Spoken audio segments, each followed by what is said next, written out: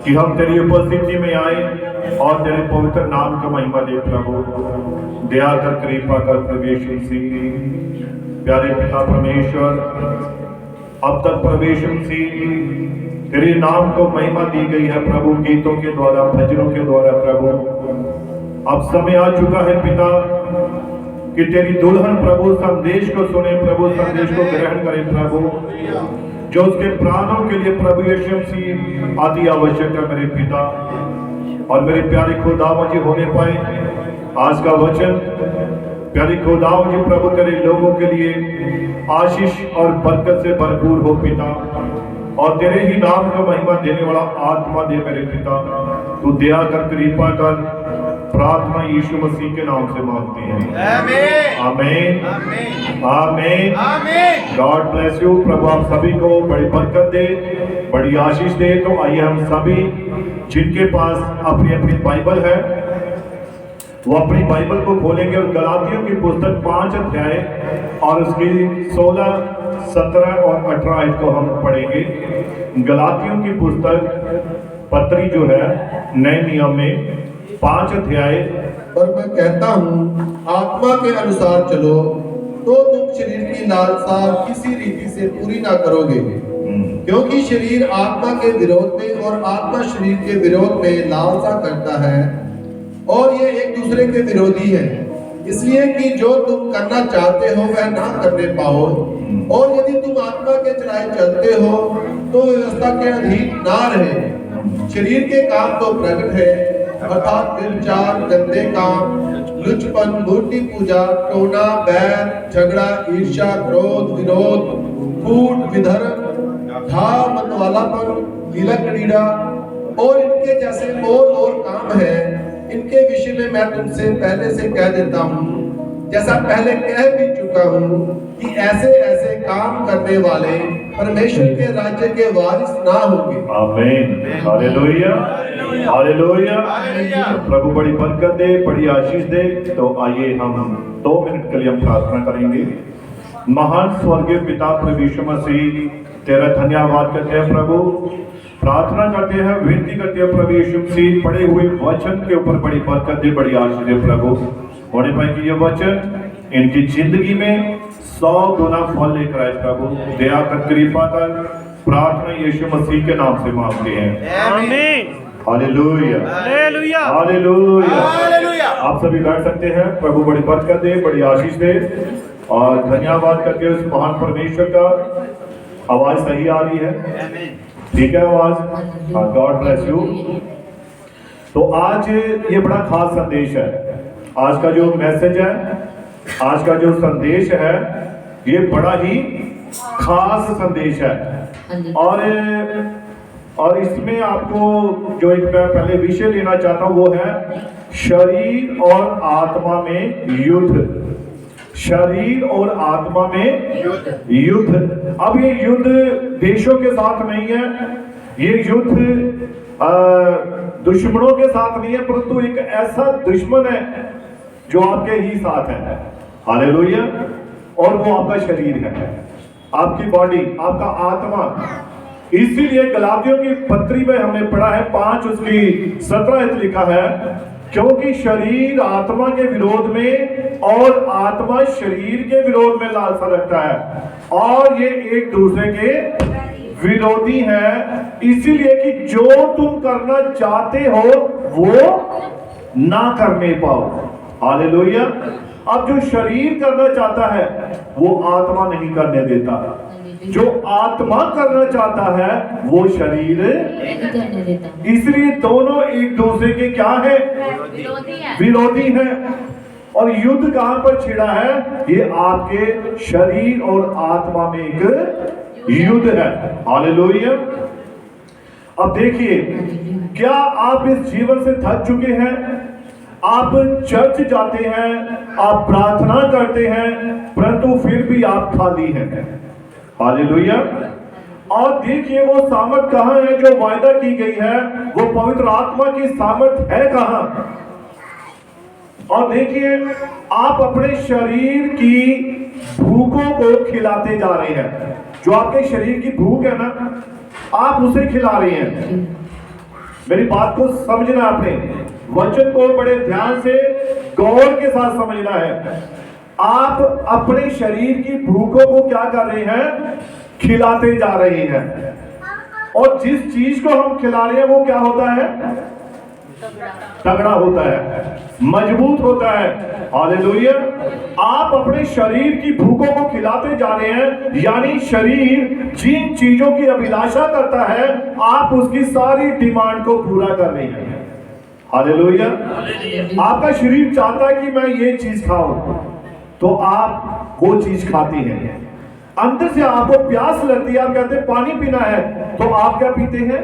पानी पीते हैं। आपके शरीर में कोई चीज, जिस चीज की वो अभिलाषा करता है, आप उसकी डिमांड को क्या कर रहे हैं? पूरा कर रहे हैं। हालेलुया।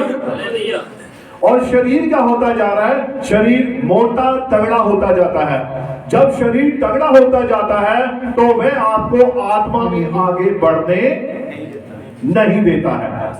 अब शरीर जब तगड़ा हो गया, मजबूत हो गया, तो वो आपको आत्मा में आगे बढ़ने नहीं देता है। हालेलुया। और देखिए, आपका आत्मा कमजोर हो जाता है। शरीर तगड़ा हो गया, आत्मा कमजोर हो गया। आपने जब खिलाया शरीर को, शरीर की डिमांड को पूरा किया, उसकी इच्छाओं को पूरा किया, तो शरीर मोटा तगड़ा मजबूत हो गया, परंतु आपका आत्मा क्या हो गया? कमजोर हो गया। उसको आपने खिलाया नहीं, इसलिए आपका आत्मा क्या है? कमजोर है। हालेलुया। और देखिए, जिससे बाहरी शरीर तो ठीक दिखाई देता है, परंतु आपका अंदरूनी आत्मा कमजोर है। इसलिए जब भी कोई बीमारी अटैक करती है तो जल्दी से बीमार पड़ जाते हैं, क्योंकि आपका जो आत्मा अंदर से कमजोर है। जब शैतान अटैक करता है वो आपकी आत्मा, आपके शरीर पर, तो आपका शरीर तो तगड़ा है, देखने में मजबूत है, परंतु आपका अंदरूनी आत्मा कमजोर है। हालेलुया। और मैं बड़े बड़े पापों की बात नहीं कर रहा, मैं आपसे अब बड़े बड़े पापों की बात नहीं कर रहा। मैं आपसे छोटी बातों को बताना चाहता हूं, उन समझौतों की बात करता हूं। जैसे कौन से समझौते? जो हम शरीर के साथ कर लेते हैं आलस से, है ना। शरीर जब आराम चाहता है, सोना चाहता है, तो आप कहते हैं चल सो ले 2 घड़ी और। आप उसे और आराम देते हैं, आप उसे और रेस्ट देते हैं। और जैसे आलस से फोन में घंटों डूबे रहना, शरीर चाहता है कि मैं फोन देखूं, तो आप फोन में घंटों डूबे रहते हैं। जल्दी उदास होना, चिड़चिड़ापन, जल्दी गुस्सा कर लेना, मनोरंजन की बातें आदि, ये शरीर को क्या कर रही हैं? ये शरीर को मोटा तगड़ा कर रही हैं। हालेलुया। क्योंकि ये शरीर की लालसाएं हैं, और जब शरीर की लालसा पूरी होती है तो शरीर तगड़ा होगा, परंतु आत्मा क्या हो रहा है? कमजोर हो रहा है। और उदाहरण देखिए, जो चीज आप शरीर को खिला रहे हैं उसे तगड़ा होना है। अब नबी एक उदाहरण बताता है जंगली बतखों की और पालतू बतखों की। अब पालतू बत्तख जो होती है उसे एक तालाब में हम तालाब बना लेते हैं, उसमें बत्तखों को पालते हैं और वो बत्तखें क्या करती हैं, उन्हें जो पालतू वाली हैं उन्हें सब चीजें वहां मिल रही हैं, हर चीज प्रोवाइड हो रही है और वो बत्तखें वहां अब उन्हें उड़ना नहीं पड़ रहा है, उन्हें कहीं दूर का सफर तय नहीं करना पड़ रहा है, उन्हें भोजन ढूंढना नहीं पड़ता है क्योंकि सब कुछ उन्हें वहीं मिल रहा है और वो खा खा कर क्या हो गई है, मोटी हो गई है। अब उनसे चला भी नहीं जाता है। आपने देखा बत्तख को, मोटी बत्तख को चलते हुए ठुमक ठुमक कर चलेगी, परंतु कभी जंगली बत्तख देखा आपने? वो शायद ही देखा हो आपने। मैंने देखे थे, यहाँ हमारे एक तालाब है तो वहां पर मैंने देखा वो बत्तख साइज में छोटे लेकिन हल्के और बत्तख है वो। कारण क्या है, वो उतना ही खाते हैं जितना उन्हें मालूम है, अगर ज्यादा खाएंगे तो फिर उड़ा नहीं जाएगा। हालेलुया। अब वो बत्तख, नबी कहता है, अब जंगली बत्तख जो थे वो वहां से काफी लंबा सफर तय करके जहां पर पालतू बत्तख थे वहां उस तालाब के ऊपर से उड़कर जाते थे।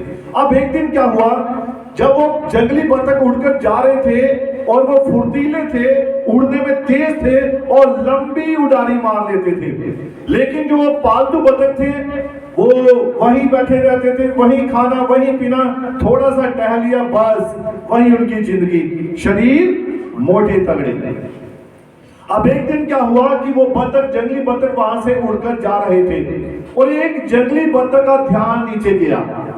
जब ध्यान नीचे गया, वो बत्तख नीचे उतर आया तो उसने सोचा मैं भी देखता हूँ, ये भी तो बत्तख है, तो यहाँ मैं देखता हूँ इनके साथ क्या हो रहा है। अब वो बत्तख वहां नीचे उतर आया और वहां जब नीचे उतर आया तो उसने क्या किया, उसने देखा उनको तो बढ़िया बढ़िया भोजन मिल रहा है। उसने पूछा कि आप उड़कर क्यों नहीं जाते हैं, आप अपना भोजन ढूंढते क्यों नहीं है?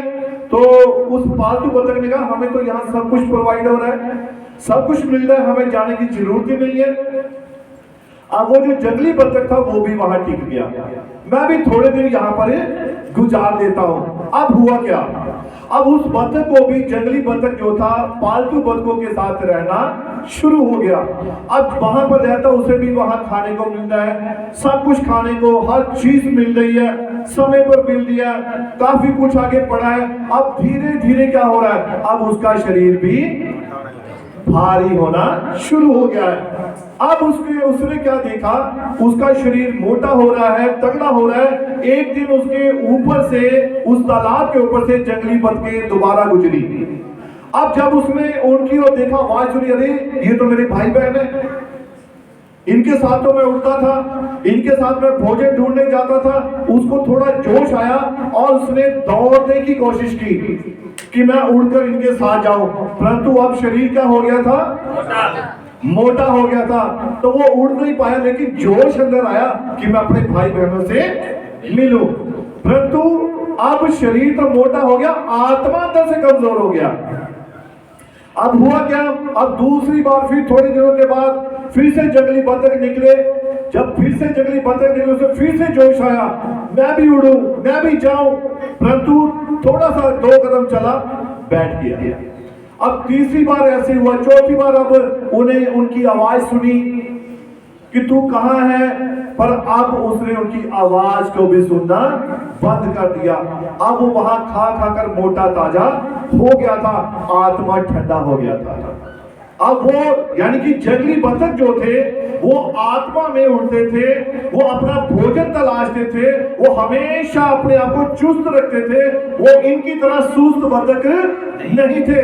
और नबी कहता है कि वो जो जंगली बत्तख था वो भी अब उनके साथ रह रहकर क्या हो गया, मोटा तगड़ा हो गया, उसका आत्मा कमजोर हो गया। अब उसके आत्मा ने कभी उनकी आवाज की तरफ ध्यान नहीं दिया। हालेलुया। तो नबी कहता है ये कोई छोटी मोटी खींचातानी है, छोटा मोटा युद्ध नहीं है, ये कोई साधारण बात नहीं है, ये रोज का युद्ध है, ये हर दिन का एक विश्वासी का युद्ध है। हालेलुया। और हर दिन का युद्ध आत्मा और शरीर में होता है, और इस युद्ध में आप हर दिन 2 में से एक चीज को ज्यादा महत्व देती है। हालेलुया। अब देखिए, नबी कहता है इस युद्ध में आप हर दिन दो में से एक को खिलाते हो, या तो आप शरीर को खिला रहे हो या आप आत्मा को खिला रहे हो। हालेलुया।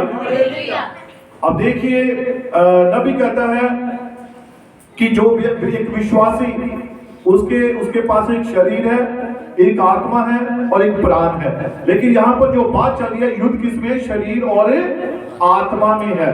हालेलुया। अब देखिए आप जिसे खिला रहे हो वही तगड़ा होगा, वही आपके अंदर, आप शरीर को खिला रहे हो आपका शरीर तगड़ा होगा, अगर आप आत्मा को खिला रहे हो तो आपका आत्मा तगड़ा होगा। हालेलुया। नबी कहता है एक बार एक व्यक्ति, भारतीय व्यक्ति, इंडियन व्यक्ति उसके पास आया तो उसके साथ कुछ बातें हुई तो उसने कहा कि मेरे अंदर दो कुत्ते हैं।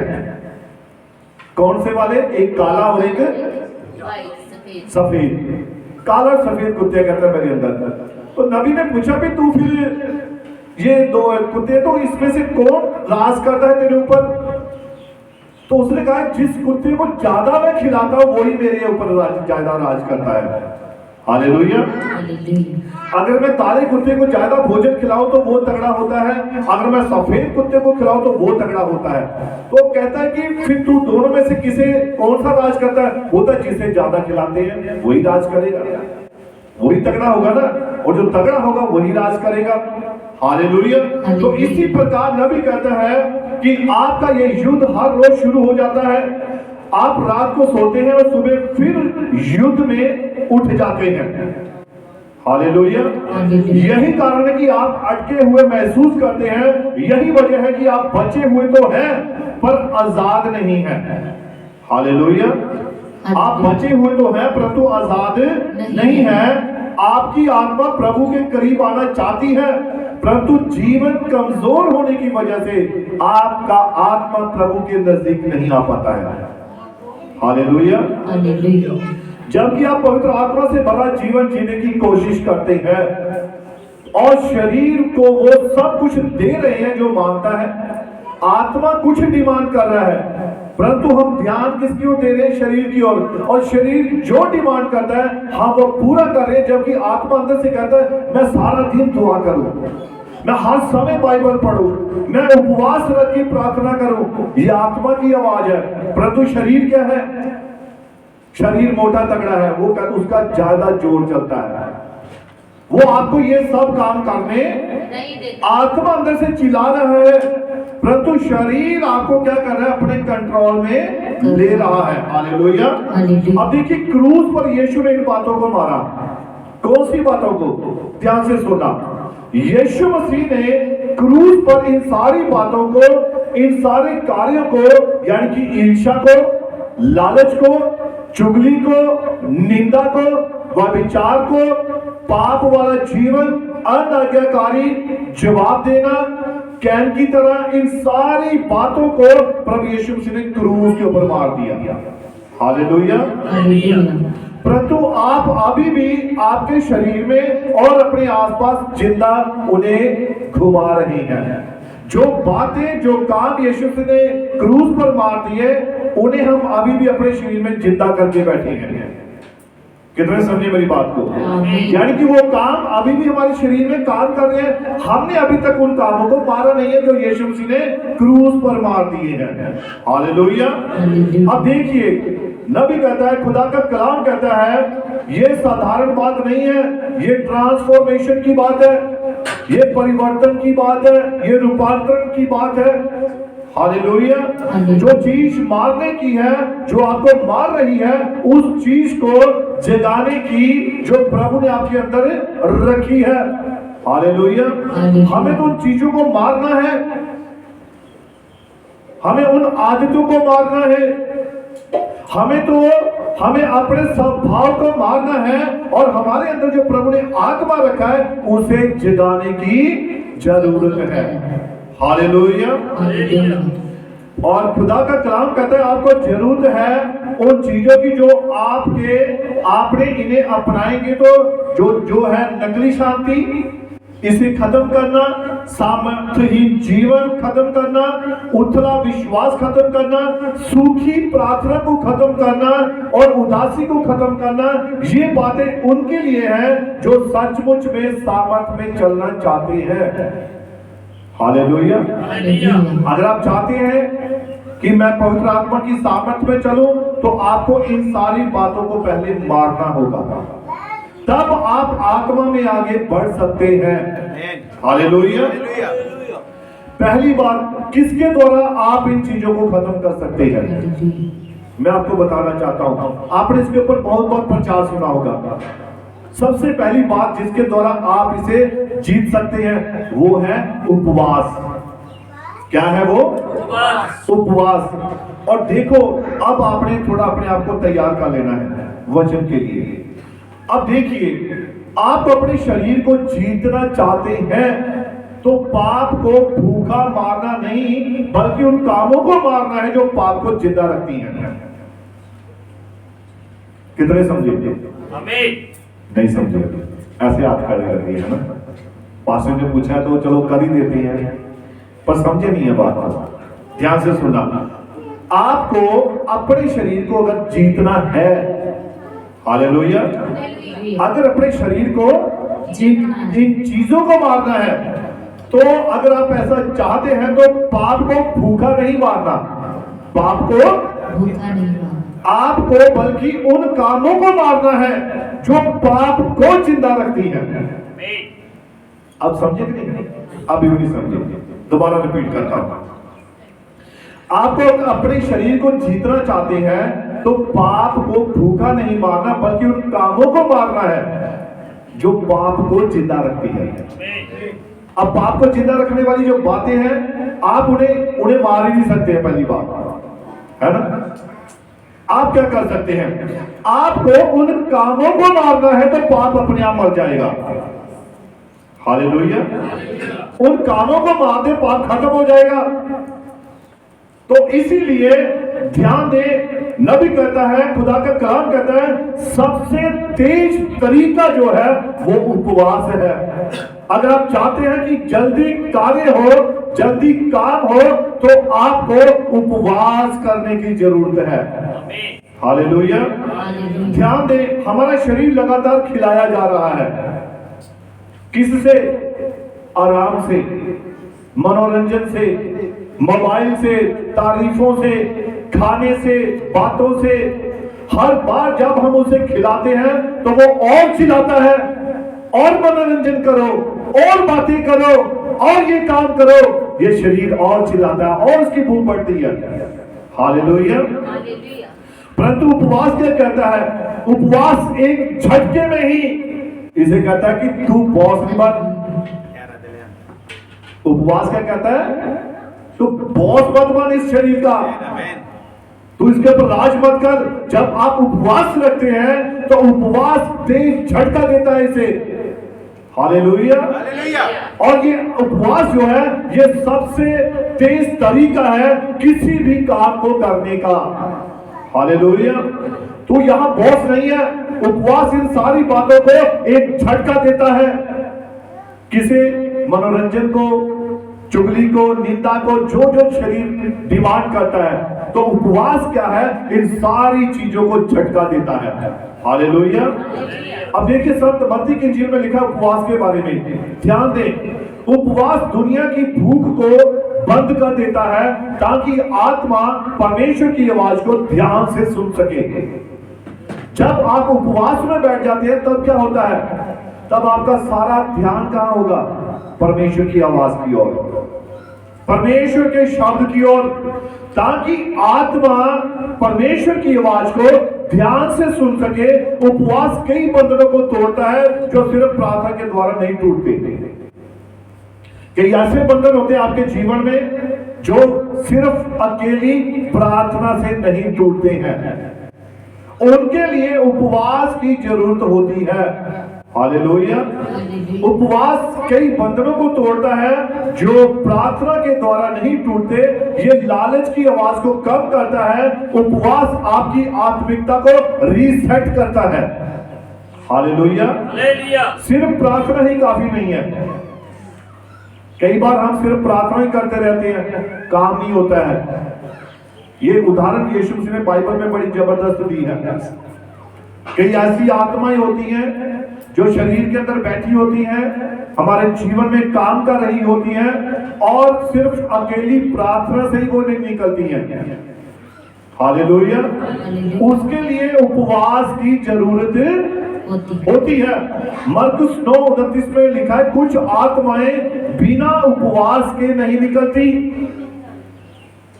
जैसा कि बाइबल में हम देखते हैं, खुदा के कलाम में यीशु मसीह के चेलों के पास एक पिता अपने पुत्र को लेकर आया, और जब उस पुत्र को लेकर आया तो उसके अंदर क्या कौन सी प्रॉब्लम थी?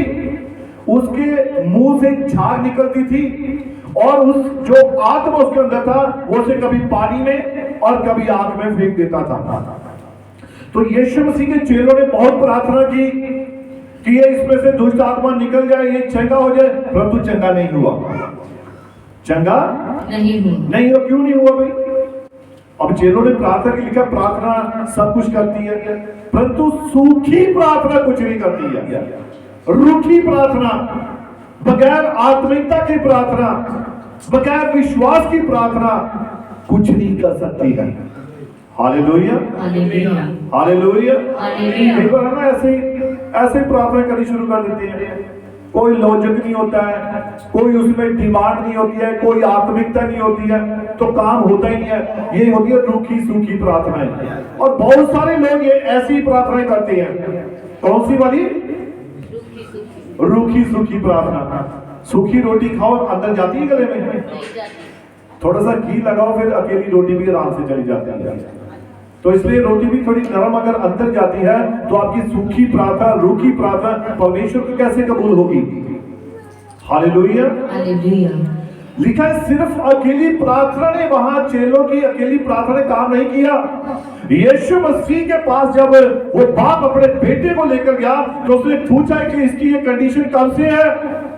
तो उसने कहा बचपन से है। तो बचपन से ही उस दुष्ट आत्मा ने उस बच्चे को पकड़ा हुआ था। हालेलुया।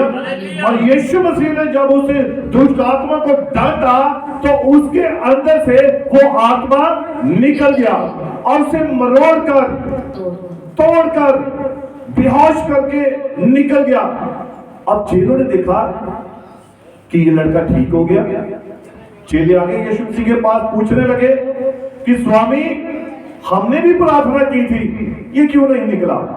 तो यीशु मसीह ने वहां पर क्या कहा कि ये जाति बिना प्रार्थना और बिना उपवास के नहीं निकलती है। हालेलुया। तो इसीलिए प्रार्थना के साथ और क्या जरूरत है? उपवास की जरूरत है। हालेलुया।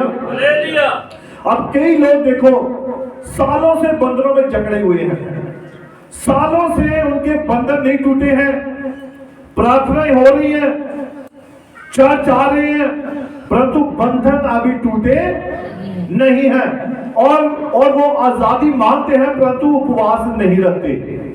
चंगाई चाहते हैं परंतु उपवास नहीं रखते हैं। इसलिए कई सालों से उनके बंधन नहीं टूटे हैं। और देखिए, क्योंकि शरीर अभी भी राज कर रहा है, उपवास सजा नहीं है, शुद्धिकरण है। हालेलुया। उपवास ये सजा नहीं है, शुद्धिकरण है। शुद्धिकरण कैसे? जब उपवास रखते हैं तो आप हर चीज का, आप बहुत बार कहते हैं हमने आज खाना नहीं खाना, उपवास रखा है। तो मैं कहता हूं, खुदा का कलाम कहता है उपवास किससे रखना है? झूठ से, चोरी से, निंदा से, गलत बातों से, गलत कामों से। आप इनसे उपवास रखें और ये आपका क्या करता है? शुद्धिकरण, आपको शुद्ध करता है। जब आप एक दिन में उपवास रखते हैं तो आपके लिए कई दिनों के लिए ये उपवास आपको लिए सामर्थ्य भेज देता है। Hallelujah, hallelujah. इसीलिए उपवास क्या है? ये शुद्धिकरण करता है, ये स्पष्टता देता है, मन को नया करता है, वचन के लिए भूखा करता है। वो सब छोड़ो जो तकलीफें आपके पास आती हैं, उपवास आपको दिखा देगा कि आप किसके गुलाम हैं। हालेलुया। ये जो रोजा, ये उपवास है ना, ये बता देगा कि आप किसके गुलाम हैं। तो देखिए उपवास क्या करता है? उपवास आत्मा को जगह देता है, शरीर को राज्य करने वाली गद्दी से उतारता है। जो शरीर आपके ऊपर राज कर रहा है, तो ये उस शरीर को उतारता है। उपवास का ये काम है। ये आपको क्या देता है? ये आपके आत्मा को, यानी कि पवित्र आत्मा को जगह देता है और शरीर को उस गद्दी से उतारता है जिसने आपके ऊपर कंट्रोल किया हुआ है। शैतान को इस बात से ज्यादा खुशी होती है कि शरीर हमेशा सुस्त रहे, है ना? वो चाहता है शरीर का ना सुस्त रहे, और वो शरीर को भी सुस्त करता है, मोटा करता है, खिला खिला कर ध्यान उसी तरफ दिलाएगा। हालेलुया।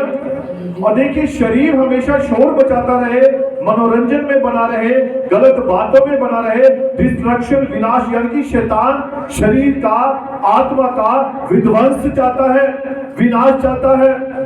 इसलिए वो क्या कहता है, वो आपके यहाँ जब शरीर आपका कहता है कि चलो मैं प्रार्थना में बैठूंगा, आत्मा की आवाज आई, उसने शरीर से बोला कि तू आत्मा दुआ में बैठ। तो दुआ में बैठने के लिए क्या, तो शरीर क्या करने लगा, दुखने लगा, पांव दुखने लगे, घुटने दुखने लगे। और उसने, शैतान इन बातों से खुश होता है, वो खुद ऐसी आपकी बातों को आपके जीवन में भेजता है कि आप उपवास रख ही ना सके। आत्मा सिर्फ सच्चाई से जीवित रहती है। हालेलुया। और ये सच है कि आत्मा सिर्फ सच्चाई से जीवित रहती है, और सच्चाई कहां पर है? सच्चाई वचन में है। हालेलुया। मनुष्य परमेश्वर के मुख से निकलने वाले वचन से जीवित रहता है। किससे? हाँ, सभी व्यक्ति ध्यान देंगे, किससे जीवित रहता है? कहां से निकलता है वचन? परमेश्वर के मुख से। मनुष्य परमेश्वर के मुख में से निकलने वाले वचन से जीवित रहता है। हालेलुया। और देखिए, आप वचन खाते नहीं है, इसलिए तो आत्मा कमजोर है। फिर से मैं रिपीट कर रहा हूं इस बात को। मनुष्य जीवित कैसे रहता है? परमेश्वर के मुख से निकलने वाले वचन से जीवित रहता है। तो जब वचन खाया ही नहीं तो तगड़े कैसे होंगे? आत्मा तगड़ा कैसे होगा, मजबूत कैसे होगा? आपके जीवन में बेदारी कैसे आएगी? आपने बाइबल पढ़ी नहीं, आपने वचन को खाया नहीं। शैतान आया था ना यीशु मसीह के पास, जब उसने 40 दिन 40 रात उपवास रखे, उसे भूख लगी, तो उसने कहा तू क्या कि ये पत्थर रोटियां बन जाए। तो यीशु मसीह अगर कहता तो पत्थर रोटियां बन जानी थी, परंतु यीशु मसीह ने जवाब क्या दिया? मनुष्य केवल रोटी से जीवित नहीं रहेगा, बल्कि हर एक उस वचन से जो परमेश्वर के मुख में से निकलता है, उसके द्वारा जीवित रहेगा। तो वचन खाया, बाइबल पढ़ी नहीं पढ़ी, तो आप जिंदा कैसे रहेंगे? तो इसका मतलब आत्मा कमजोर है। वचन हम खाते नहीं, वचन हम पढ़ते नहीं, वचन हम सुनते नहीं, वचन पर चलते नहीं, तो आत्मा मजबूत कैसे होगा? आत्मा तगड़ा कैसे होगा? इसीलिए ये आत्मा की जो खुराक है वो परमेश्वर का वचन है। जो आत्मा को तगड़ा करने वाली सामर्थ है वो परमेश्वर के वचन में है।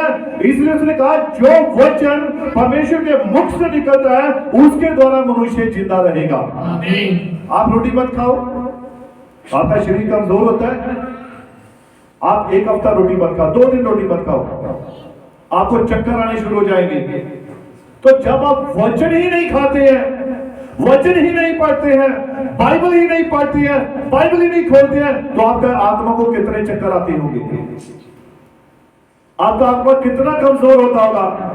छोटी छोटी बातों से चिड़चिड़ापन, छोटी छोटी बातों में गुस्सा, छोटी छोटी बातों में बैकस्लाइड, छोटी छोटी बातों के कारण वचन हम खाते नहीं है, तो आत्मा कमजोर है। शरीर की खुराक तो बहुत है, मटन खा लिया, चिकन खा लिया, फिश खा ली, ये खा लिया, वो खा लिया, परंतु आत्मा को क्या खिलाया?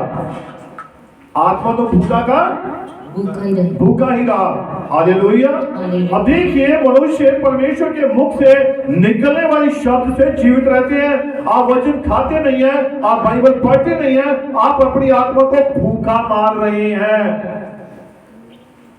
हालेलुया।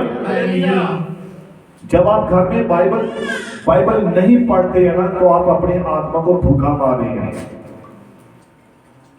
इसलिए आपका आत्मा कमजोर है,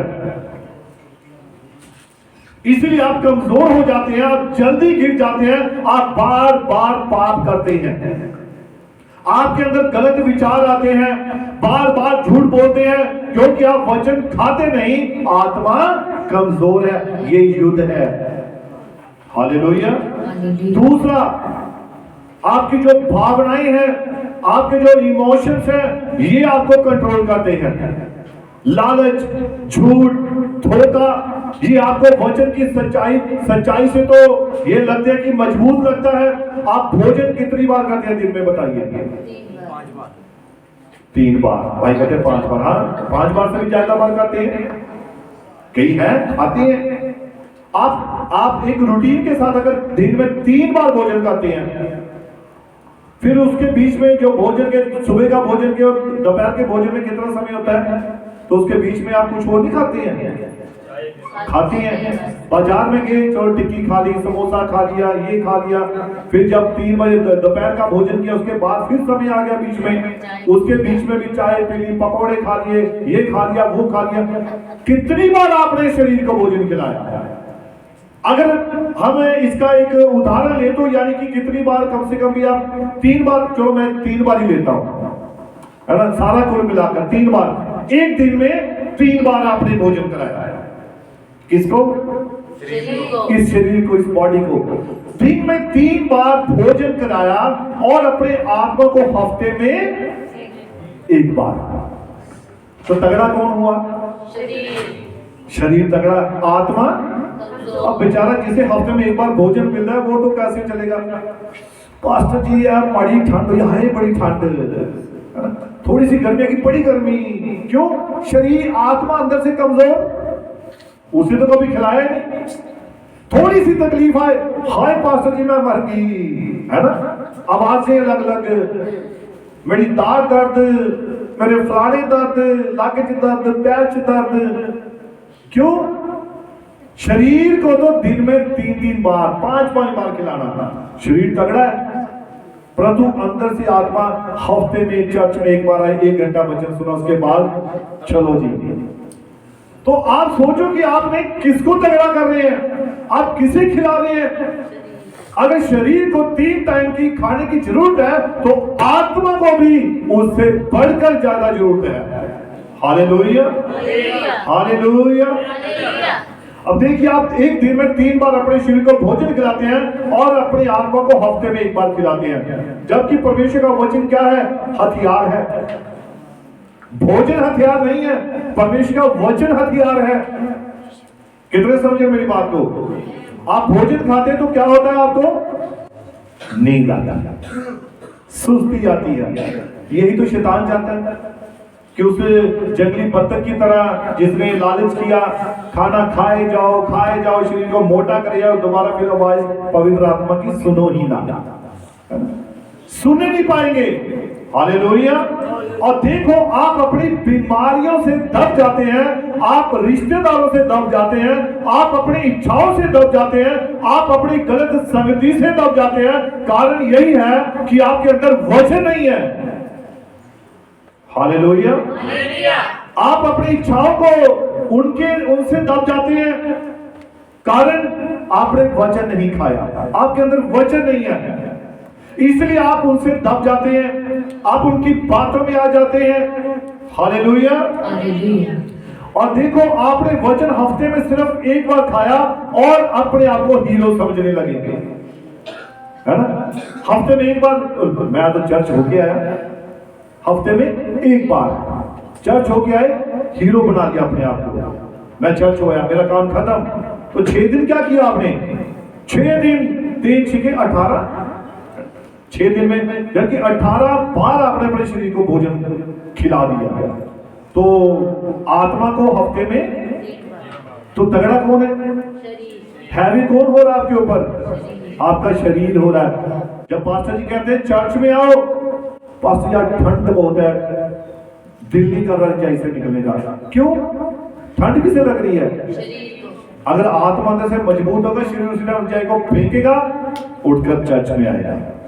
आत्मा अगर मजबूत है, हालेलुया, ठंड शरीर को कुछ नहीं लगती है।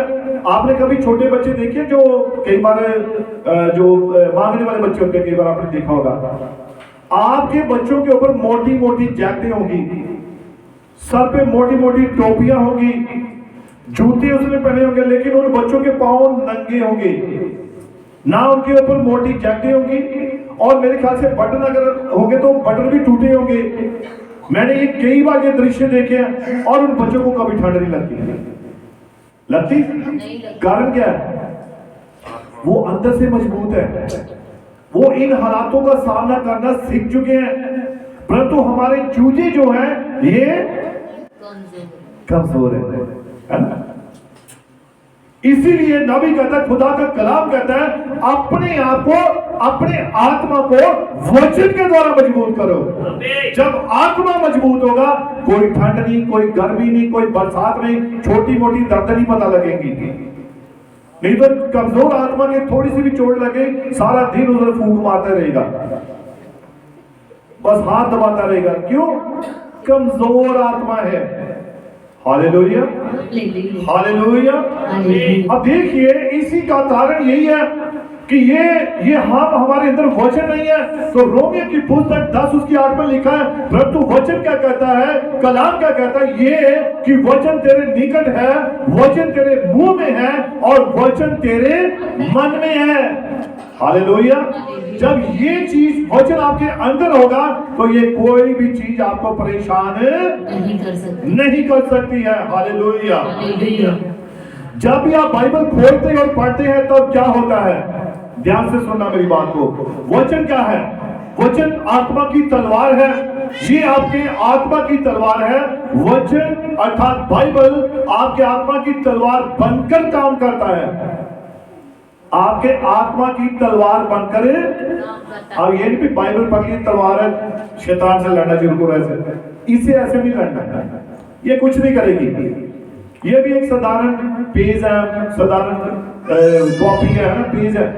इसके अंदर जो वचन लिखा है वो असली तलवार है। जब आप उस वचन को अपने हृदय में जगह देंगे और मुख से बोलेंगे, तो कोई भी चीज को आप काट सकते हैं, छाट सकते हैं, उसका खात्मा कर सकते हैं।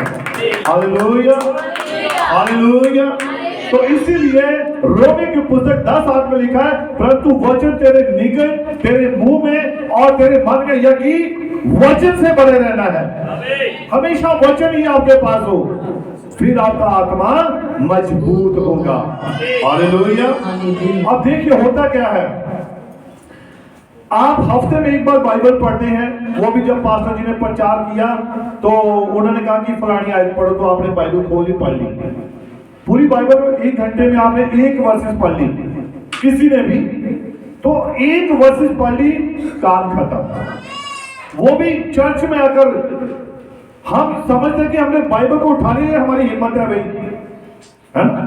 हम समझते हैं बाइबल को ही हमने पकड़ लिया है, बाइबल को अगर हमने खोल लिया, बड़ी हिम्मत का काम कर दिया हमने, बड़ी अच्छी हमने बात कर दी है, हम यहां तक सीमित है। बस चर्च में आना, बाइबल को खोल लेना या पकड़ लेना, और उसके बाद बंद करके फिर वापस ले जाना, हम यहां तक सीमित है। वचन तो पढ़ा ही नहीं, वचन मन में आया नहीं, वचन जिंदगी में आया नहीं। हालेलुया। जिसके कारण आत्मा क्या है? आत्मा कमजोर है। और देखिए, और वचन सुनने से आपके कष्ट दूर नहीं होंगे, वचन सुनने से आपके कष्ट दूर नहीं होंगे। बहुत सारे लोग ये समझते हैं, रोमियो की आयत लेते हैं, विश्वास सुनने के द्वारा, विश्वास आता है सुनने के द्वारा, कष्ट नहीं दूर होते हैं। कष्ट कब दूर होंगे? कष्ट तब दूर होंगे जब आप वचन को पढ़ेंगे, उसको मनन करेंगे और अपने जीवन में प्रकट करेंगे, तब ये कष्ट दूर होंगे। हालेलुया। सुनने के लिए आप जिसके पास मर्जी जाइए, आजकल फेसबुक पर, यूट्यूब पर बहुत सारे लोग वचन सुन रहे हैं, तो सुनने से उनके कष्ट दूर नहीं हो रहे हैं। हालेलुया। हालेलुया। विश्वास जब करते हैं, वचन को पढ़ते हैं, उसे प्रकट करते हैं, तब आपकी तकलीफें दूर होती हैं।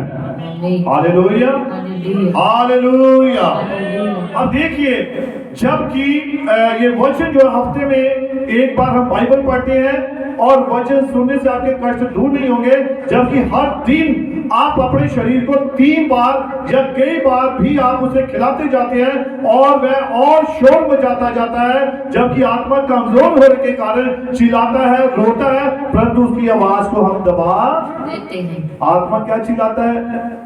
मेरी बहन प्रेयर कर ले, मेरे भाई दुआ कर ले, मेरे बेटे प्रार्थना कर ले, उपवास रख ले, पर उसकी आवाज को हम अभी टाइम नहीं है, चलो अभी है 5 मिनट बाद शुरू करेंगे, अभी है 2 मिनट, 9 बजे 9:30 की प्रार्थना शुरू होती है, चलो 2 मिनट रुक जाते हैं, फिर ऑन करेंगे फोन को। चल अभी खाना खा रहे हैं, खाना खाते खाते ही अभी 5 मिनट बाद करेंगे, अभी तो उसने गीत गाना है, अभी उसके पास में प्रचार करना है, जब दुआ शुरू होगी तब हम ज्वाइन होंगे, है ना? तब हम ज्वाइन होंगे, तब हम चुनेंगे, तब हम उसे ऑन करेंगे। हालेलुया। परंतु देखिए, ये कमजोर आत्मा की बात है। और होता क्या, जब आप भी बाइबल उठाते हैं, उसे खोलते हैं, हर बार जब आत्मा की तलवार उठाते हैं, म्यान से बाहर निकालते हैं, आप एक युद्ध कर रहे होते हैं। क्या कर रहे होते हैं? जब भी आप बाइबल उठाते हैं ना, इसे खोलते हैं, वचन पढ़ते हैं, तो ये एक युद्ध शुरू हो जाता है। आप तलवार लेते हैं, तलवार को उठाते हैं, म्यान से बाहर निकालते हैं, तो म्यान से बाहर जब तलवार आएगी तो युद्ध शुरू है भाई। हालेलुया। क्या शुरू है? युद्ध शुरू है। और देखिए, जब भी आप बाइबल उठाते हैं, आप उसे खोलते हैं, तो आप एक युद्ध में हैं। किससे? कौन से युद्ध में? लालच से, भूख से, शक से, संदेह से और वासना से, वह विचार से। तब आप उस तलवार के द्वारा इन सारी चीजों को काट रहे होते हैं। कितने समझे मेरी बात को? जब आप बाइबल उठाते हैं, इसे खोलते हैं, पढ़ते हैं, तो जब बाइबल में लिखा है, मेरे बेटे, यहोवा कहता है कि ये मत कर, वो मत कर। Hallelujah, hallelujah. तो वो तब आप क्या कर रहे हैं? आप तलवार के द्वारा काट रहे हैं। आपको एहसास होता है, अरे बाइबल में ने तो झूठ बोलने के लिए मना किया और मैं झूठ बोलता हूं। तो वो तलवार चली, कहां चली? आत्मा में। तो जब आपके आत्मा में वो तलवार चली, उस वचन को पढ़ा, आपका आत्मा को एहसास हुआ कि हाँ भी बाइबल तो झूठ बोलने के लिए मना करती है, तो मैं झूठ बोल रहा हूं, तो मुझे ऐसा नहीं करना है। तो उसने क्या किया? काट दिया। उसने कहा कि मैं गलत निगाह से देखता हूं, तो उसने क्या किया? ये गलत निगाह से देखना, बाइबल कहता है नहीं देखना, ये गलत है। तो तब मैंने देखा, अच्छा मैं देखता हूं, तो उस बात को काट दिया। जब आप इस वचन को उठाते हैं, इस वचन को पढ़ते हैं, तब आप एक युद्ध में होते हैं। आप अपने उन आदतों को काट रहे होते हैं, उन्हें छाट रहे होते हैं और एक मसीह के जीवन में आगे बढ़ रहे होते हैं। हालेलुया। अब देखिए, होता क्या है, फोन या बाइबल, अब 2 चीजें आती हैं। सुबह सबसे पहले आप क्या उठाते हैं? जब आप उठते हैं, क्या उठाते हैं? जो पहले उठाते हो वही आपके शरीर का लीडर बन जाता है, वही आपका सुबह से बॉस बन जाता है। अगर आप फोन उठाते हैं सबसे पहले, तो फोन पूरा दिन आपका बॉस बन गया। अगर आपने बाइबल को उठा लिया, तो पूरा दिन बाइबल वचन आपका बॉस बन गया। हालेलुया। कितने समझे मेरी बात को? जब आप सुबह उठते हैं, एक युद्ध होता है, ये युद्ध की शुरुआत हो जाती है। किसके बीच में? आत्मा और शरीर के बीच में। हालेलुया। और देखिए, वचन क्या करता है? वचन आपको नया बनाता है, वो आपके दिल को जांचता है, विश्वास को बढ़ाता है और आत्मा को जगाता है। अब होता पता क्या है, कई बार हम शरीर से तो जाग उठते हैं, पर आत्मा हमारा सोया रहता है। क्या होता है? आत्मा, जिसका आत्मा जगा होता है ना, वो सबसे पहले बाइबल उठाएगा। जब सुबह उठता है ना, तो जो आत्मा भी उठता है, जिसका आत्मा जगा हुआ होता है, तो वो क्या करता है, सबसे पहले बाइबल को उठाएगा। तो जिसका सिर्फ शरीर उठा है तो सबसे पहले मोबाइल देखेगा। किसी का मैसेज तो नहीं आया रात भर, किसी ने कोई फोटो तो नहीं भेजी, किसी ने कुछ भेजा तो नहीं है, वो शरीर ही उठा है बस। तो सारा दिन मोबाइल बॉस बनकर घूमता रहेगा, सर पे घूमता रहेगा। Hallelujah, hallelujah. परंतु आप देखिए, वचन आपको नया बनाता है, वो आपके दिल को जांचता है, विश्वास को बढ़ाता है, आत्मा को जगाता है। अगर आप रोज वचन नहीं पढ़ते तो आप गिरते रहेंगे। अगर आप रोज बाइबल नहीं पढ़ेंगे आप हमेशा गिरते रहेंगे। अगर ये कानूनी बात नहीं, ये जीवित रहने की बात है। हालेलुया। शैतान क्या चाहता है? शैतान को कोई परवाह नहीं कि आप चर्च जाते हैं, आप गीत गाते हैं, और शैतान की इच्छा क्या है? वो चाहता कि आप बाइबल बंद रखें। वो यही तो चाहता है। उसे मालूम है कि अगर बाइबल खोलेंगे तो मेरा ही खात्मा होना है, इसलिए वो चाहता है कि आपकी बाइबल बंद रहे। अब घर में बाइबल सबके पास होती है, तो कौन कौन खोलता है बाइबल? हाँ। तो फिर आप शैतान को हरा रहे होते हैं, शैतान को डरा रहे होते हैं। शैतान को मालूम है जैसे ही आपने बाइबल उठाई शैतान डरता रहता है, अब बाइबल खुलेगी, अब वचन आया, अब मेरा मौका आ गया, अब मेरा समय आ गया। जैसे आप वचन पढ़ते हैं, आप वचन पढ़ना शुरू करते हैं, आप दुआ करनी शुरू करते हैं, शैतान थर थर कांपने लगता है। उसे मालूम है कि ये वचन ही है जो मुझे हराता है, उसे मालूम है ये वचन ही है जो मुझे खत्म करता है। इसलिए वो चाहता है बाइबल इनकी बंद रहे। हालेलुया। अलमारी में पड़ी हुई सजी रहे, उसे हवा नहीं लगनी चाहिए, उसे जरा भी धूप नहीं लगनी चाहिए, उसे जरा भी आपके हाथ नहीं लगने चाहिए, उसे जरा भी आपकी आंखें पड़नी नहीं चाहिए। शैतान इन बातों को चाहता है कि आपके जीवन में ये होता रहे। हालेलुया। और वो क्या कहता है? वो चाहता है कि आपकी बाइबल बंद रहे। जो वो चाहता ही नहीं है कि आप बाइबल खोलें और पढ़ें और उसे जिए, ये शैतान कभी नहीं चाहता है। वो जानता है कि बाइबल खुलेगी तो वचन इनके मुंह में आ जाएगा, वचन इनके मन में आ जाएगा, और वचन इनके चारों ओर आ जाएगा, वचन ही निकट होगा। हालेलुया। अब देखिए, यीशु मसीह, वचन कहां था यीशु मसीह के पास? उसके मन में, उसके मुंह में, उसके निकट था। इसलिए हर बात वो वचन से करता था। हालेलुया। शैतान से भी बात होती थी तो वो वचन में से ही जवाब देता था। हालेलुया। तो इसीलिए खुदा चाहता कि आप वचन में डूब जाए, आप वचन से भर जाए, आप बाइबल को हर रोज पढ़ें, सुबह पढ़ें, शाम को पढ़ें, दोपहर को पढ़ें। जितना आप बाइबल पढ़ सकते हैं उतना ही आप शैतान को डरा रहे होते हैं। हालेलुया। अब देखिए, मैं कहता हूं कि आप सभी बोलिए मेरे साथ, प्रभु तू मुझे जीवित बाइबल बना। प्रभु तू मुझे जीवित बाइबल बना। तेरा वचन कहता है, वचन तेरे मुंह में, वचन तेरे निकट है, वचन तेरे मन में है। जब आप ऐसा कहते हैं ना तो आप वचन से भरते हैं और आप एक जीवित बाइबल बन जाते हैं। Hallelujah, hallelujah. आप एक जिंदा बाइबल बन जाते हैं। लोग आपको फिर पढ़ना शुरू कर देते हैं। लोगों से ज्यादा शैतान पढ़ना शुरू कर देता है। वो देख लेता है, अच्छा इसने आज ये अध्याय पढ़ा है, तो वो देखता हाँ भाई ये मेरे खिलाफ है, तो वो दूर रहेगा। वो देखता कि बाइबल इसने पढ़ी है, वचन इसके अंदर है, वचन इसके मुंह में है, अगर मैं इसे क्वेश्चन करूंगा तो ये जवाब वचन में से देगा और मेरा मुंह बंद कर देगा। हालेलुया। तो देखिए, दूसरी बात जो है आगे, विश्वास की प्रार्थना। अब ये हमने देखा था, हमने उपवास, है ना, उपवास क्या करता है और विश्वास की प्रार्थना क्या करती है। आप देखिए, ध्यान से सुनना, ये क्या करती है, ये एक बैकअप प्लान नहीं बल्कि पूरा का पूरा युद्ध का प्लान है। कौन सा? विश्वास की प्रार्थना। विश्वास की प्रार्थना यानी कि आपकी प्रार्थना में प्लानिंग होनी चाहिए।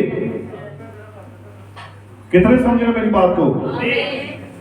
हम प्रार्थना कई बार करते हैं और प्रभु यीशु मसीह बरकत दे, इन्हों भी बरकत दे, उन्हों भी बरकत दे, उन्हों भी बरकत दे। अरे जिसे खुदा ने अगर शराब दिया तुम कैसे बरकत दे सकते हो? ये बिना प्लानिंग की प्रार्थना मत कीजिए, व्यर्थ की प्रार्थना ही है। यही तो है वो रूखी सूखी प्रार्थनाएं। और जिसको खुदा ने बरकत दी नहीं और वो आप जोर लगाते रहे, प्रभु इसे बरकत दे, इसे चंगा कर, कैसे चंगा होगा जब खुदा की उसमें इच्छा नहीं है?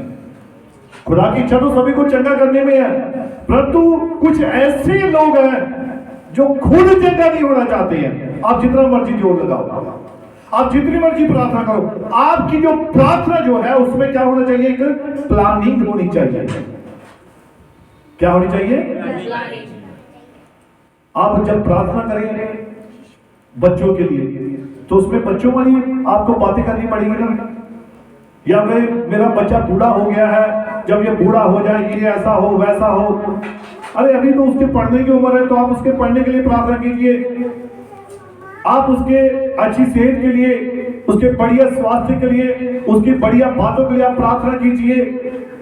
एक प्लानिंग की प्रार्थना कीजिए। हालेलुया। व्यर्थ की दुहाई परमेश्वर नहीं सुनता है। कितने समझे मेरी बात को? आप तो अभी तक शायद मेरे ख्याल से आपकी जो प्रार्थना है वो मेरे ख्याल से निरर्थक प्रार्थनाएं हैं जिनको कोई अर्थ नहीं होता है। ऐसे थोड़ी वचन को उठाकर फेंकते जाना बाइबल में से, यहां ये लिखा, वहां ये लिखा, वहां ये लिखा। जब आपको लगे कि ये वचन मुझे बोलकर प्रार्थना करनी है और मेरा उद्देश्य ये है, तब आप उस वचन को लीजिए और बोलिए, तब वो वचन काम करेगा। क्योंकि खुदा के कलाम में लिखा है, जो वचन समय सिर बोला जाए वो कैसा होता है? वो वंजली, पंजाबी में वंजली, हिंदी में क्या कहेंगे इसे?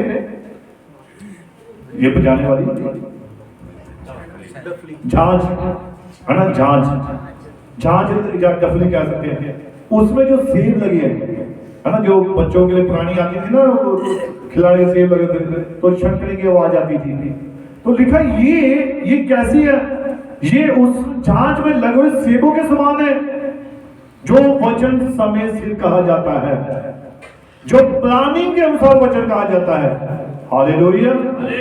आप ऐसे नहीं दुआ करो, दाऊद तू ये कर दे, दाऊद ने ऐसा किया मैं भी ये करूंगा। अरे दाऊद ने पाप किया था, दाऊद ने पाप किया तो इसलिए उसने पश्चाताप किया। समझिए मेरी बात को? दाऊद ने उसने कहा मेरा अनंत खत्म हो गया। क्यों अनंत खत्म हुआ? क्योंकि दाऊद ने पाप किया।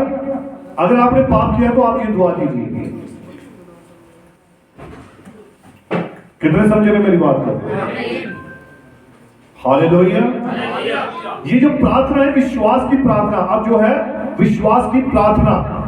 और देखो ये बहुत से लोग आत्मिक रूप से प्रार्थना से सूखे हैं।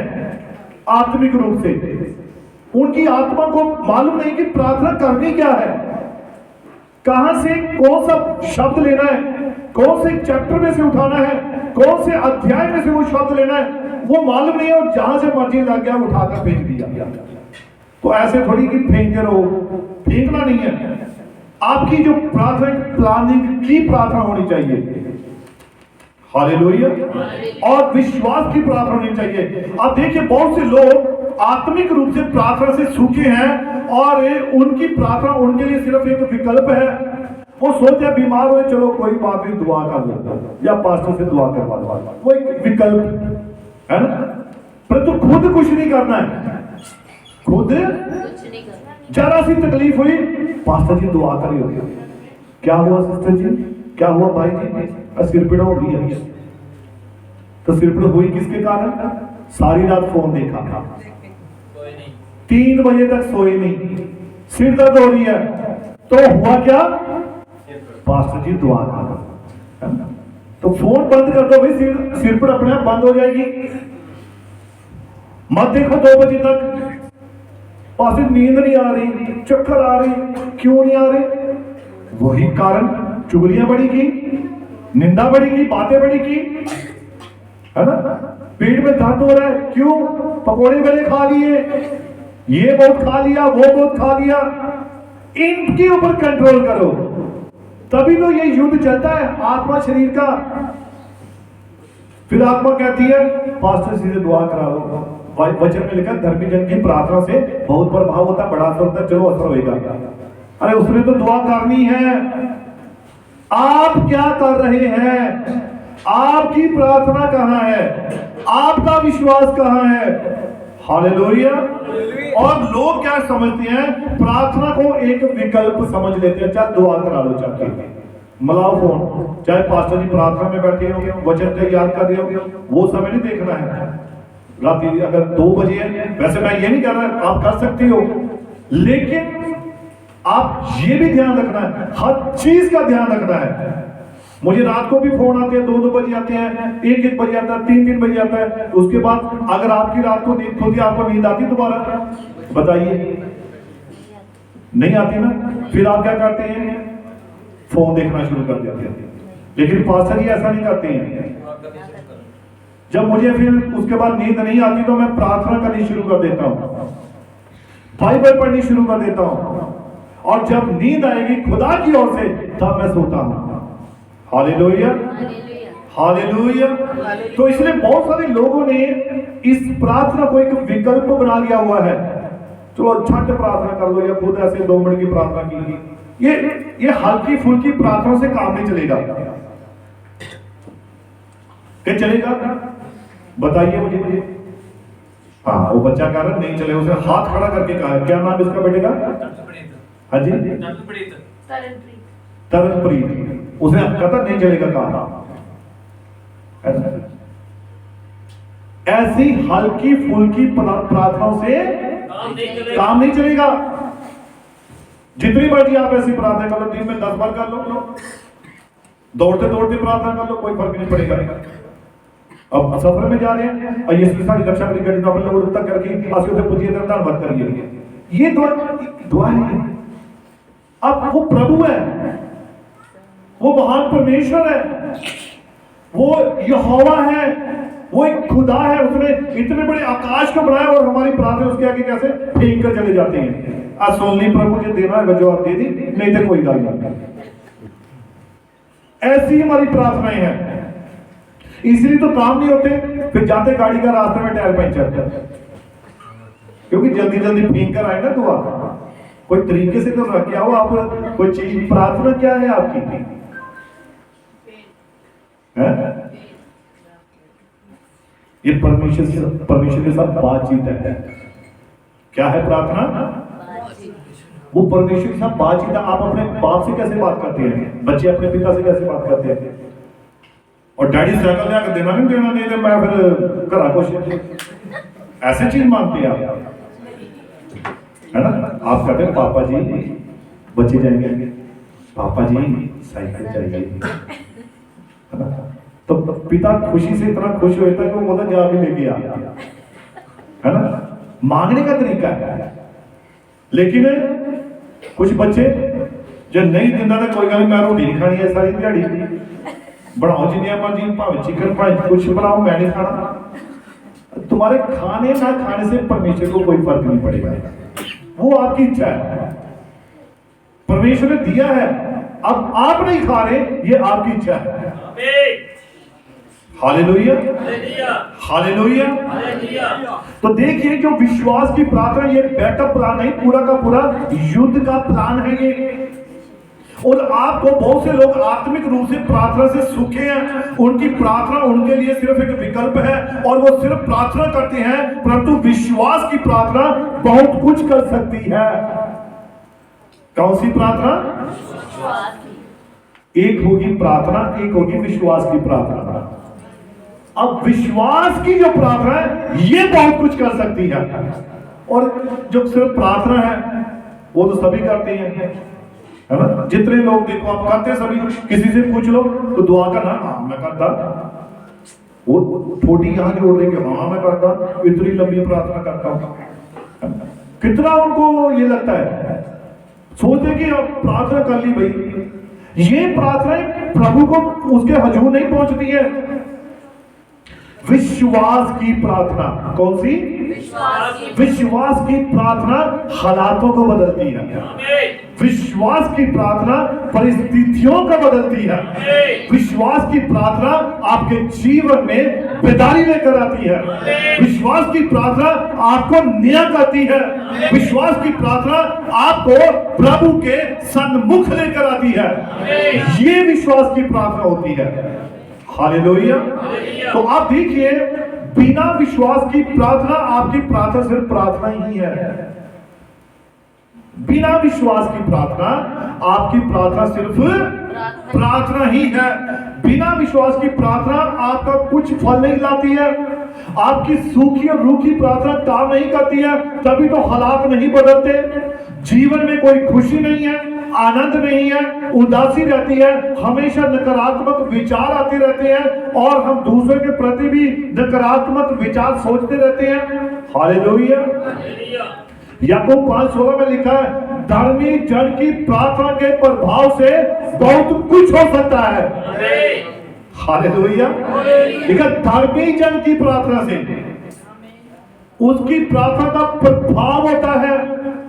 धर्मी जन की प्रार्थना के प्रभाव से बहुत कुछ हो सकता है। हालेलुया। तो जो विश्वास की प्रार्थना है वो धर्मी जन के द्वारा जब होती है तब वो बहुत सारा फल लेकर आती है। वहां ये नहीं लिखा सिर्फ प्रार्थना, लिखा है धर्मी जन की प्रार्थना, विश्वास की प्रार्थना आपके जीवन में काम करती है। हालेलुया। और देखिए, विश्वास की प्रार्थना क्या करती है? ये शरीर की इच्छाओं को मारती है, शरीर के कामों को मारती है और आत्मा को जगाने के लिए विश्वास से भरी दिल से निकली प्रार्थना जो शैतान को घबरा दे, शैतान को हिला दे, दुष्ट आत्मा को घबरा दे। हालेलुया। ये है विश्वास की प्रार्थना जो क्या करती है? शैतान के राज्य को हिला देती है। हालेलुया। वो गीत एक गाते, टूटे दिल वालियां दी सुनदा दुआ। टूटे दिल वालों की ये है विश्वास की प्रार्थना। जब हृदय पूरी तरह से खुदा के आगे खुल जाता है, हम उसके आगे खो देते हैं, टूटे दिल से दुआ करते हैं, तब देखो जवाब ऐसे उसी वक्त मिलेगा जवाब। टूटे दिल वालों की। हालेलुया। और दिल से निकली प्रार्थना, टूटे दिल से निकली प्रार्थना, आंसुओं से भरी प्रार्थना, व्याकुलता की प्रार्थना क्या करती है? ये स्वर्ग को हिला देती है। हालेलुया। व्याकुलता की प्रार्थना, आंसुओं से भरी हुई प्रार्थना स्वर्ग को भी हिला देती है। तो जब स्वर्ग हिल गया तो स्वर्ग का जो सिंहासन है वो किसका है? परमेश्वर का। तो परमेश्वर को भी हिला देती है। अरे ये टूटे दिल की प्रार्थना ही है, अब मुझे कुछ न कुछ करना ही पड़ेगा, मुझे जाना ही पड़ेगा। मुझे बात याद आ गई सदरक मेशक अबेदनगो इब्रानी लड़कों की। आप जानते हो उन्हें आग की भट्टी में फेंकने का राजा की ओर से हुक्म हो गया था। हालेलुया।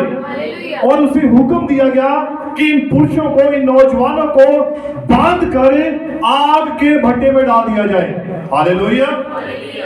अब देखिए हुआ क्या। अब वहां पर वो तीनों जो इब्रानी पुरुष थे वो खुदा के ऊपर भरोसा करते थे, विश्वास करते थे। उनके अंदर वचन था, उनके मुंह में वचन था, उनके निकट वचन था। हालेलुया। और उन्होंने क्या किया? राजा नबूकदनेस्सर ने कहा इन्हें बांध कर जलते हुए आग के भट्टे में डाल दिया जाए और जिंदा ही डाल दिया जाए। और जब जिंदा डालने वाले थे उन्होंने ये प्रार्थना नहीं की कि प्रभु हमें बचा। की प्रार्थना? उन्होंने ऐसी प्रार्थना नहीं की। ना ही उन्होंने कहा कि कोई बात नहीं। उन्होंने यही कहा कि अगर खुदा बचाएगा तब भी धन्यवाद, नहीं बचाएगा तब भी धन्यवाद। हालेलुया। अब देखो वहां पर जब उसको, उन तीनों इब्रानी लड़कों को आग की भट्टी में डालने के लिए ले जा रहे थे और जब खड्डे में डालना था तब वहां स्वर्ग में हलचल मच गई। स्वर्ग हिल गया, स्वर्ग में दूतों में हलचल मच गई। एक जिब्राइल कहने लगा यहोवा मैं जाता हूं, मैं अपने इन भक्तों को, तेरे इन प्रभु लड़कों को बचाने के लिए जाऊंगा। हालेलुया। मिकाएल आ गया, प्रधान दो तलवार निकालकर, प्रभु मैं जाता हूं, अभी सबका नाश कर दूंगा और मैंने बचा लूंगा। तब भी खुदा का नहीं, छोड़ दो, और दूत आए, हम जाएंगे। खुदा ने मना कर दिया, नहीं तुम नहीं जाओगे, मैं स्वयं जाऊंगा, मैं खुद उन्हें बचाऊंगा, क्योंकि इनके मुंह में वचन है, इनके मन में वचन है, इनके निकट वचन है। हालेलुया। और वो क्या था? विश्वास किसके ऊपर था? यीशु मसीह पर। प्रभु यीशु मसीह के ऊपर विश्वास था। विश्वास की प्रार्थना क्या करती है? स्वर्ग को भी हिलाती है। आंसुओं की प्रार्थना स्वर्ग को हिलाती है। व्याकुलता की प्रार्थना स्वर्ग में पहुंचती है। वो परमेश्वर के सिंहासन, परमेश्वर को हिला देती है ना? बच्चे जब रोते हैं तो माता पिता जल्दी पसीज जाते हैं, मन जल्दी डावाडोल हो जाता है। तो जब धरती पर उसके बच्चे उसके लिए टूटे दिल से दुआ करते हैं तो खुदा उनकी जरूर सुनता है और वो खुद आकर जवाब देता है। Hallelujah, hallelujah. और देखिए ये प्रार्थना क्या करती है? विश्वास की प्रार्थना नरक को, शैतान को और उसके दूतों को पीछे धकेल देती है। विश्वास की प्रार्थना अगर स्वर्ग को हिलाती है, परमेश्वर नीचे आ सकता है, तो वो शैतान को पीछे धकेल देती है। हालेलुया। और ये प्रार्थना आपकी आत्मा को ऊपर उठाती है और शरीर को नीचे बिठाती है। हालेलुया। परंतु प्रार्थना मुश्किल लगती है। और देखिए ये प्रार्थना आपको सरेंडर करवाती है। इसीलिए जब कि आप प्रार्थना करने बैठते हैं, फोन बज उठता है। क्या होता है? नींद आने लगती है, बच्चे शोर मचाना शुरू कर देते हैं, परिवार में किसी बात को लेकर हंगामा हो जाता है, घर की चीजें भी उसी वक्त ढूंढनी पड़ती हैं, और जिस जगह पर या जिस कमरे में आप प्रार्थना कर रहे होते हैं, सबसे ज्यादा आई चिल्लाई वही होती है, क्योंकि वहां प्रार्थना करने आप बैठ गए थे, तो पत्नी को भी चीज ढूंढनी है, उसी वक्त याद आएगा, अच्छा कमरे से दुआ कर रहे थे, मैं अच्छे जाऊंगा। बच्चों को भी चीज उसी वक्त गुम होनी है, उन्होंने भी उसी वक्त ढूंढने के लिए आना है, और ठक ठक ठक अलमारियां, आवाजें। क्यों? क्योंकि प्रार्थना शैतान को पीछे धकेलने जा रही है और स्वर्ग को हिलाने जा रही है।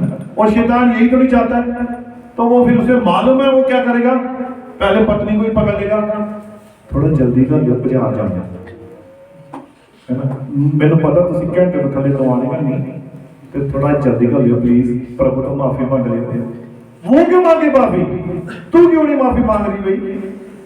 है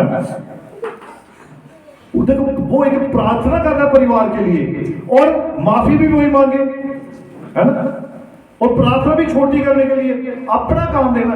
अगर वो ये कहे कि नहीं मैं भी आपके साथ बैठकर प्रार्थना करता हूं, तब कितना अच्छा लगेगा?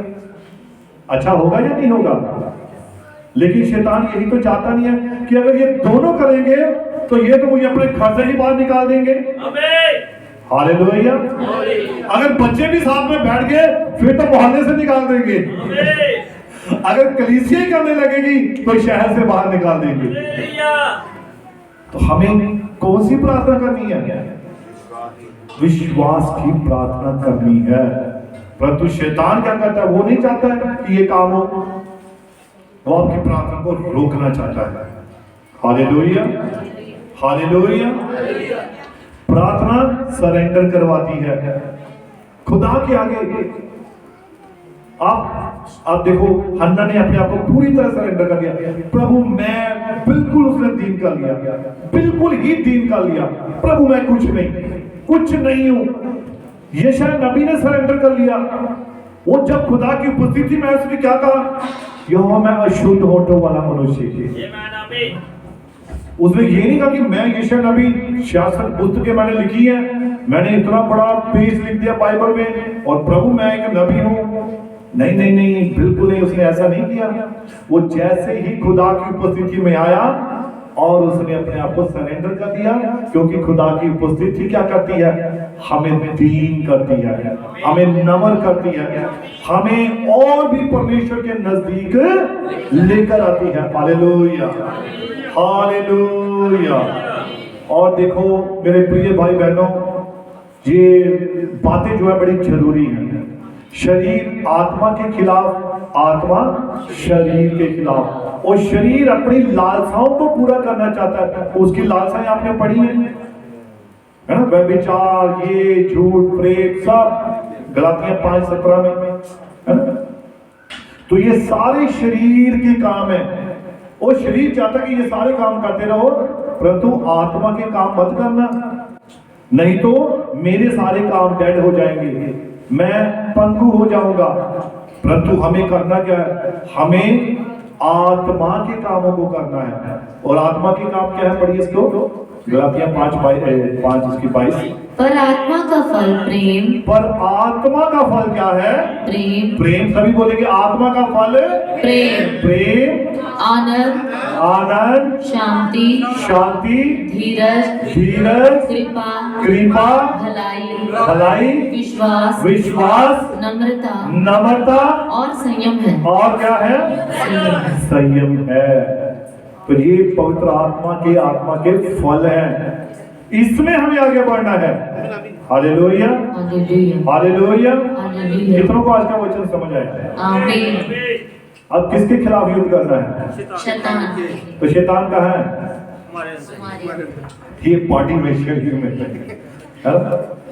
अब शैतान वो मत समझ लेना लंबे सींगों वाला, लंबे दांतों वाला, पता नहीं अब जाते घर में बच्चे उठ रहा हो, दूध पीना कि नहीं पीना, है ना?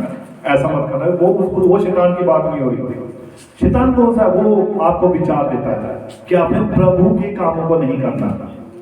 ये शरीर सुस्ती चाहता है, आलस से चाहता है, नींद चाहता है।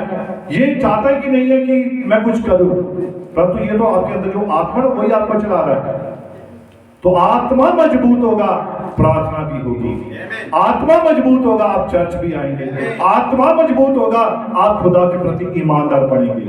Hallelujah, hallelujah. तो प्रभु आपको बड़ी बरकत दे, बड़ी आशीष दे। God bless you.